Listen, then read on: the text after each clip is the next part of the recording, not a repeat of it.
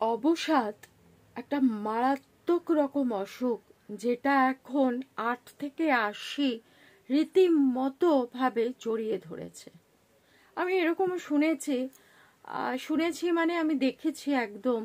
একটি ক্লাস 4-এর বাচ্চা, সে ক্লাসে একটু অ্যাবনর্মালি আচরণ করছে, মানে ক্লাসে একটু সবার সাথে মারামারিটা বেশি করছে, ঝগড়া বেশি করছে, পেন্সিল চুরি করছে, এই ধরনের আচরণ। স্কুলে ক্লাস টিচার বা প্রিন্সিপাল, প্যারেন্টস কল করেছে, নানা রকম ভাবে তার সাথে কথা বলেছে প্যারেন্টসের সাথে।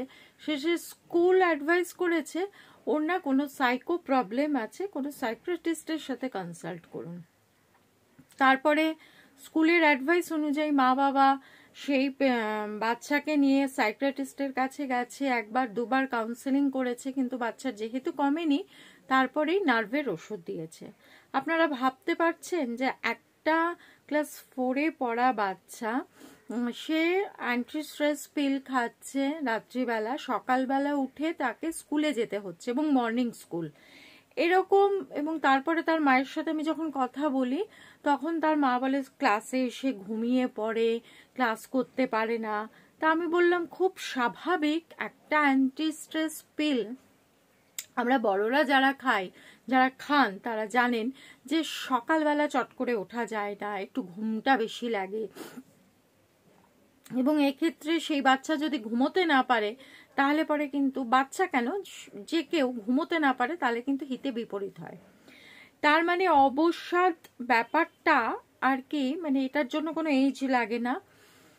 কিন্তু আমরা কখনো ভাবিনি যে কেন অবসাদ হয়, কেন ডিপ্রেশন আসছে আমার মধ্যে বা আমার পরিবারের কারোর মধ্যে।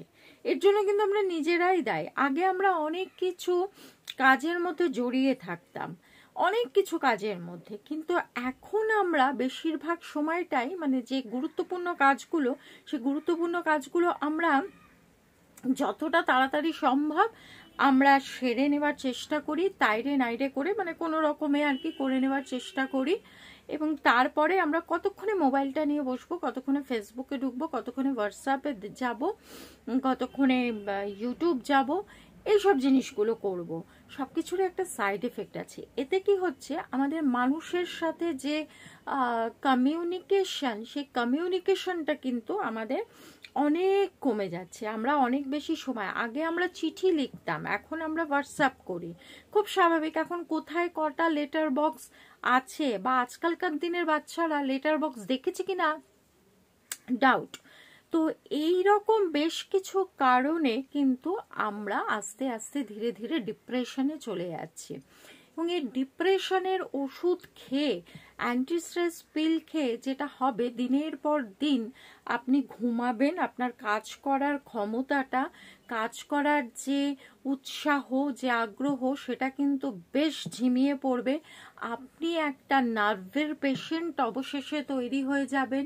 আপনি কারোর সাথে কথা বলতে পারবেন না, জড়তায় পুরো ভরে যাবেন। কনফিডেন্স লেভেলটা আপনার কিন্তু জিরোতে চলে আসবে। যে মানুষটা প্রচুর কাজ করতো, আমি এরকমও দেখেছি যে মানুষটা প্রচুর কাজ করেছে, বর্তমানে তিনি হয়তো ডিপ্রেশনে আছে, তার মধ্যে সেই কনফিডেন্স লেভেলটাই নেই যে তিনি কাজ করতে পারেন। কোনো কাজের কথা বললে তাকে তখন অন্য কারোর দিকে তাকিয়ে থাকতে হচ্ছে। তো এই রকম পরিস্থিতি আজকাল কিন্তু ঘরে ঘরে পরিস্থিতিটা ছড়িয়ে পড়েছে। আপনি প্রত্যেকটা ঘরে গিয়ে দেখবেন, হয় ওয়াইফ ডিপ্রেশনে আছে, নয় হাজবেন্ড ডিপ্রেশনে আছে, কিছু কিছু ক্ষেত্রে তো মানে ছেলে মেয়ে অব্দি ডিপ্রেশনে চলে যাচ্ছে। সেক্ষেত্রে হচ্ছে যে মা বাবার পরিস্থিতি দেখে হয়তো বাচ্চাও ডিপ্রেশনে যেতে পারে, স্বাভাবিক, খুব স্বাভাবিক। তো এই যে ডিপ্রেশনের জায়গাটা আমি সবসময় বলি, এবং আমি এই ডিপ্রেশনটা না, মানে এখন যেরকম আমাদের ডায়াবেটিকটা একটা প্রত্যেকের রয়েছে এবং এটা স্লো পয়জন করে আমাদের মেরে দিচ্ছে, ঠিক সেরকম ডিপ্রেশনের পেশেন্ট যদি কেউ থাকে, তাহলে সেটাও ঠিক স্লো পয়জন করে মেরে দেওয়ার মতো। তো এই ক্ষেত্রে কিন্তু কাউন্সিলিংটাকে কিভাবে কাউন্সিলিং করতে হবে, একটা মানুষকে বোঝানো, তাকে নিশ্চয়ই, যারা কাউন্সিলর আছে, I am also a councillor, তো সেই জায়গাটাতে কিভাবে তাকে ট্রিটমেন্ট করতে হবে, কোন ভাষায় সে কথা বললে বুঝবে, বা তার যে দুর্বল জায়গাটা, সেই দুর্বল জায়গাটাকে বের করে নিতে হবে, সেটাকে আস্তে আস্তে আস্তে আস্তে তার মেমোরি কার্ড থেকে ডিলিট করে দিতে হবে। এই জিনিসগুলো যত আমরা করবো, এবং এগুলো কোনো কাউন্সিলর তো অবশ্যই শিখিয়ে দেবে, বুঝিয়ে দেবে বাড়ির লোককে যে এইরকম ভাবে ওনার সাথে বিহেভ করুন, তো কিন্তু সেই ব্যবহারটা কিন্তু বাড়ির লোককেই করতে হবে, কারণ কাউন্সিলর কিন্তু তার বাড়িতে গিয়ে বসবাস করছে না। তো এই জিনিসগুলো আমার যেটা মনে হয় যে ওষুধ থেকে বেরিয়ে এসে আমরা যদি সেই ডিপ্রেশনের পেশেন্টকে এতখানি কোঅপারেট করি, তাহলে সে একদিন ডিপ্রেশন থেকে বেরিয়ে আসতে পারে, এরকম নজির অনেক আছে। কিন্তু তার জন্য কিন্তু ফ্যামিলি সাপোর্টটা ভীষণ দরকার। সেক্ষেত্রে আমরা যদি তাকে, হ্যাঁ তোমার ডিপ্রেশন হয়েছে, তোমার এরকম, তুমি এই ওষুধ খাও, তাড়াতাড়ি খাও, তুমি এটা পারবে না করতে, তাহলে পরে কি হয়, তার কনফিডেন্সটা একদম জিরোতে চলে আসে। মানে আমি তো ভাবছি পারবো না করতে, আমার পরিবারের লোকও বলছে পারবো না করতে, তার মানে একদম সত্যি কথা। তো এই জিনিসগুলো তাকে বলতে হবে একদম ভুল, তুমি যে চিন্তাটা করছো এটা সম্পূর্ণ ভুল, তুমি মোটেই ডিপ্রেশনে নও, তুমি যথেষ্ট সুস্থ স্বাভাবিক আছো, তোমার এটা মনের মধ্যে একটা কিছু হচ্ছে, তুমি একদম যাও, বেরিয়ে যাও, করো, লোকের সাথে কথা বল। এই জায়গাটাতে একটা কমিউনিকেশন দরকার লোকের সাথে, যত লোকের সাথে কথা বলবে, যত মজার মজার সিনেমা দেখবে, ভালো যে গানগুলো সেই ব্যক্তি ভালোবাসে সেই গানগুলো শুনতে হবে। এই জিনিসগুলো যদি কন্টিনিউ করে যায় তাহলে কিন্তু অটোমেটিক্যালি আমরা ডিপ্রেশন থেকে বেরিয়ে আসতে পারি। এবং একটা ছোট বাচ্চা যখন ডিপ্রেশনে আছে তখন ভাবতেই হবে যে তার ফ্যামিলির মধ্যে কোথাও প্রবলেম আছে, তার ফ্যামিলি তাকে কিন্তু বাধ্য করছে ডিপ্রেশনে যেতে, কারণ বাচ্চাটার মধ্যে কিন্তু সে কিন্তু ডিপ্রেশন নিয়ে জন্মায়নি, সে কিন্তু ডিপ্রেশনটা তার ফ্যামিলি থেকে অ্যাডাপ্ট করেছে। হয়তো তার মা বাবার মধ্যে ভীষণ রকম ভাবে ঝগড়া, এই কারণে বাচ্চার সামনে কখনো ভীষণ রকম ভাবে ঝগড়া বা একে অপরকে দোষ দেওয়া বা একে অপরকে অপমান করা, এই জিনিসগুলো করবেন না। বাচ্চার সামনে ভীষণ ভাবে চেষ্টা করবেন যে আমরা ভালো বন্ধু, হাজব্যান্ড ওয়াইফ আমরা ভীষণ ভালো বন্ধু, মা বাবা মানে হচ্ছে ভীষণ মজা করে, ভীষণ গল্প করে, খুব হাসে ফ্যামিলির সাথে, তাহলে বাচ্চাও কিন্তু আপনার পরিবারের সাথেই কিন্তু সে জড়িয়ে যাবে এবং আপনার সাথে কিন্তু সে তার সিক্রেসি যা যা আছে শেয়ার করতে লাগবে। তা না হলেই কিন্তু বাচ্চা লুকাতে থাকবে, একটু একটু করে লুকাতে থাকবে। এবং লাস্টে একটা অনেকগুলো উপদেশ দিলাম আপনাদেরকে, কারণ আমি আমার চেম্বারে এখন বেশিরভাগ ডিপ্রেশনের পেশেন্ট আসছে বলেই আমি বললাম।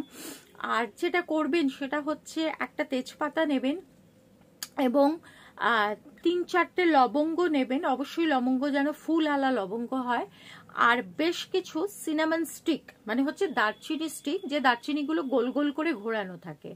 গরম মশলা কথাটার পিছনে একটা অর্থ আছে, গরম মশলা মানে হচ্ছে এটা কিন্তু হিট দেয়, এনার্জি দেয়, হ্যাঁ, এবং ফাস্ট কাজ করে। তো এই 3টে জিনিস একসাথে করে যে ব্যক্তির ডিপ্রেশনে আছে বা যে বাড়িতে ডিপ্রেশনে আছে, কোনো একটা মাটির কিছুর মধ্যে এটাকে ভালো করে পোড়াবেন, পরিয়ে সেই স্মোকটা সারা বাড়িতে বা সেই ব্যক্তির কাছে রাখবেন। এতে কি হয়, আমাদের প্রত্যেকের একটা অরা থাকে, আমাদের কারোর অরা কিন্তু খুব স্ট্রং। যেমন রাস্তা দিয়ে কোনো মানুষ গেলে পরে, কোনো মহিলা গেলে পরে চট করে কোনো পুরুষ মানুষ তাকে একটা কথা বলতে, বাজে কথা বলতে দুবার ভাববে যে ভদ্রমহিলার কাছে যাওয়া যাচ্ছে না, কারণ সে স্ট্রং। স্ট্রংটা কিরকম ভাবে বোঝাবে, যে খুব শক্তি, গায়ের মধ্যে প্রচুর মোটা সোটা বিশাল ওজন, সেই স্ট্রং কিন্তু না, তার পার্সোনালিটি ভীষণ স্ট্রং, তার মানে তার অরাটা খুব স্ট্রং। এই অরাটাকে বেশ স্ট্রং করে দেবে। জেনারেলি দেখবেন ডিপ্রেশনের পেশেন্ট যারা আছে তাদের কিন্তু অরা খুব স্ট্রং থাকে না, ধীরে ধীরে ধীরে ধীরে তারা এই যে জড়ানো যে গাছগুলো হয় না, যে একটা বড় শক্ত গাছকে জড়িয়ে ধরে ওপরে উঠছে, ঠিক সেই জিনিসটা কিন্তু এরা পরিণত হয়।